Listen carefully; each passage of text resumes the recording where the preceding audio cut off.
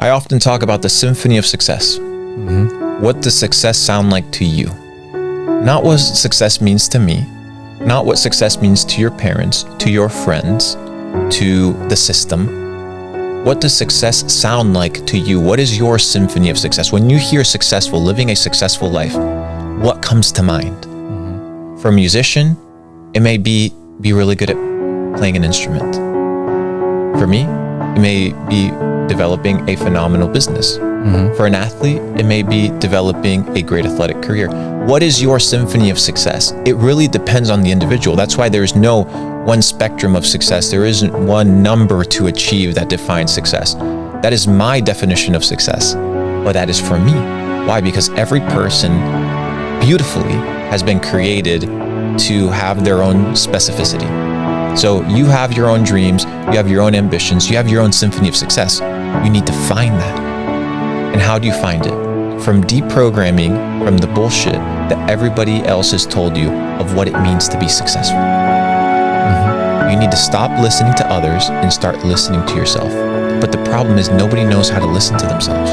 They're scrolling on TikTok, music on loud every day, when they're driving, fucking radio turned on, when they're home scrolling on their phones, when they ask for opinions, they ask for opinions from other people, they ain't even asking opinions from themselves. They're going to a fucking psychologist, asking a psychologist for wisdom and advice on how to live their lives, and they're paying this motherfucker money, and all you are is a client, so might as well keep this person sick as long as possible, or deranged, or in the loop of coming and sitting on the chair. Why? Because they're paying for the fucking mortgage. When's the last time you sat down and defined your symphony of success?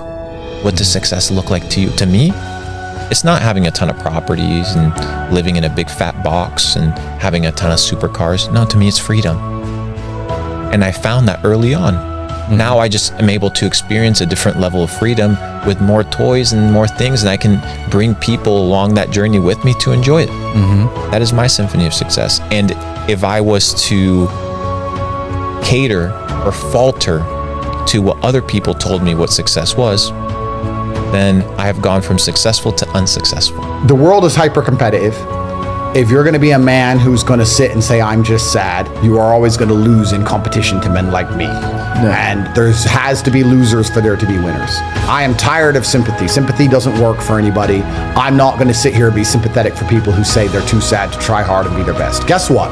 Perhaps I was sad every time I did exactly what I was supposed to do and trained anyway. Perhaps I was afraid when I fought anyway. Perhaps I was tired when I worked anyway. This is how you get ahead in life. I don't have a fucking ounce of sympathy for these people who sit here and say, well, I feel this way, so I can't. Then don't do it. Stay down there. The winners are at the top, and the winners at the top don't give a shit about how they feel. We wake up and we perform regardless of how we feel day after day. So if I'm going to ignore my own feelings, I'm certainly not going to take into consideration anybody else's. Why am I going to ignore how I feel and make sure I'm constantly performing regardless, flawlessly, and then sit and go, oh, but he doesn't feel good, so he's allowed to fuck up? No, you are not. You're not allowed to fuck up to your ancestors or to God or to yourself. You have to perform. This is what being a man is about. The baseline of masculinity is doing things you don't feel like doing. I can't comment on being a woman because I'm not one, but the baseline of masculinity as a whole is the thing that makes a good man a man is that he does what he doesn't want to do. He doesn't want to work and he works anyway. He doesn't want to go to war and he fights anyway. He doesn't want to get up, he gets up anyway. That's the whole point of it. We didn't want to die in the Titanic. Guess what happened? We died in the Titanic. You can't sit there as a man and say you don't feel like it. You're not allowed to not feel like it. You're supposed to do it anyway, regardless. So when a man sits there and says, oh, but you don't understand, I'm struggling with motivation. If you are struggling with the motivation to be a winner, then stay a fucking loser. No problem. Stay a loser. Don't care. Because in my circle, there's no losers around me. Your energy is disgusting. I find it revolting. I don't like weakness around me, even near me. Even people coming up saying hello to me. If you're depressed, don't even shake my hand. I do not have time for losers on any regard. Winners only. Heroes and villains always have the same backstory, pain. The difference is what they choose to do about it. Villain says, the world hurt me, I'll hurt it back. The hero says, the world hurt me, I'm not going to let it hurt anybody else. Heroes use pain, villains are used by it. One of the things for people who are not where they want to be is that they have pain, like oodles of pain. And I remember when I was starting out, I was looking for passion. I was looking for purpose. I was like, I just want to find something that I'm motivated by.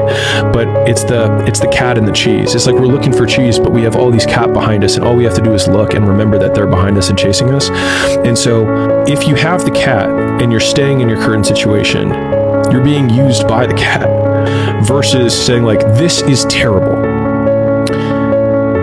And because of this terribleness, I now have something that I can run away from.